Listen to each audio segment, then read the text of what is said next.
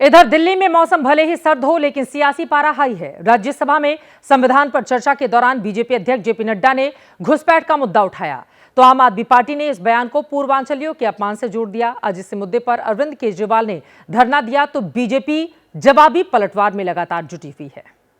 देखने वाली बात यह है कि ये इतने दिन सत्ता पे कहीं रोहिंग्या और बांग्लादेशी के वोटों पर तो नहीं बने हुए थे।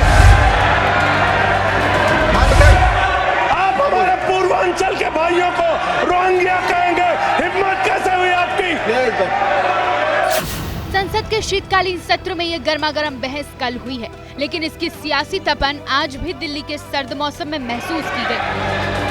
दिल्ली चुनाव में घुसपैठ को मुद्दा बना चुकी बीजेपी ने बांग्लादेशी विरोधी एजेंडे को और धार दे दी। बीजेपी अध्यक्ष वीरेंद्र सचदेवा प्रेजेंटेशन के साथ प्रेस कॉन्फ्रेंस में आए। फर्जी तरीके से रोहिंग्याओं को लाभार्थी बनाने के आरोप उन्होंने एक बार फिर आम आदमी पार्टी पर लगाए। अरविंद केजरीवाल की सरकार दिल्ली में हमारे दलित भाई बहनों को मिलने वाले आरक्षण का लाभ छीन रही है। नकली आधार कार्ड, जाति सूचक एससी सर्टिफिकेट बनाकर किन लोगों को लाभ दिया जा रहा है, उन लोगों की असलियत क्या है, कौन है वो लोग? कहीं वो रोहिंग्या और बांग्लादेशी तो नहीं है? रोहिंग्या और बांग्लादेशी घुसपैठ की पिच पर बीजेपी आपको घेर रही है, लेकिन आपने बहस को पूर्वांचलियों की तरफ शिफ्ट कर दिया। हमारे यूपी बिहार के भाई, आप उनको रोहिंग्या करें। कल राज्यसभा में संविधान पर चर्चा चल रही थी। आप सांसद संजय सिंह सदन को संबोधित कर रहे थे। इस दौरान उन्होंने दिल्ली में वोटर लिस्ट से नाम काटने के अरविंद केजरीवाल के आरोपों को दोहराया। हरिनगर में भारतीय जनता पार्टी के 4 कार्यकर्ताओं ने 637 वोट कटवाने का आवेदन दिया। करावल नगर ने 2 कार्यकर्ताओं ने 3260 वोट कटवाने की अर्जी दिया। हरिनगर के साथ संजय सिंह ने करावल नगर से लेकर कई और विधानसभा का जिक्र किया। आरोप लगाया कि बीजेपी गड़बड़ी कर चुनाव जीतना चाहती है। सदन में मौजूद बीजेपी अध्यक्ष जेपी नड्डा ने तुरंत जवाबी पलटवार किया। जिस संविधान ने ये ताकत दी है कि वो वोटर्स लिस्ट के बारे में जो चर्चा कर रहे हैं कि उसको कटवाने का, वो प्रोविजन भी संविधान के अंतर्गत ही है। और उसमें देखने वाली बात यह है कि ये इतने दिन सत्ता पे कहीं रोहिंग्या और बांग्लादेशी के वोटों पर तो नहीं बने हुए थे।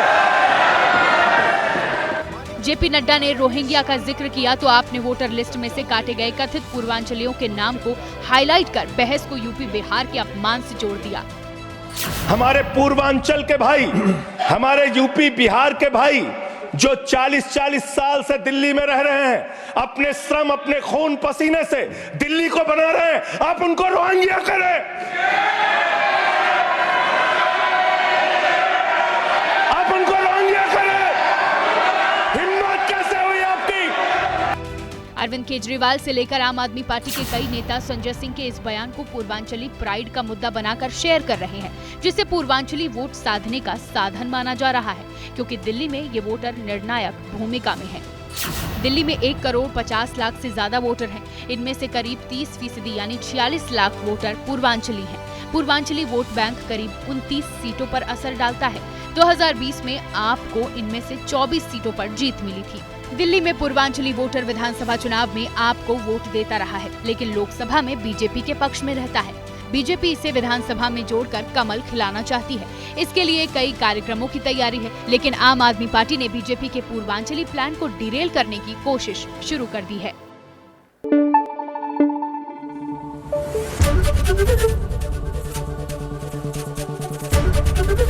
एबीपी न्यूज आपको रखे आगे।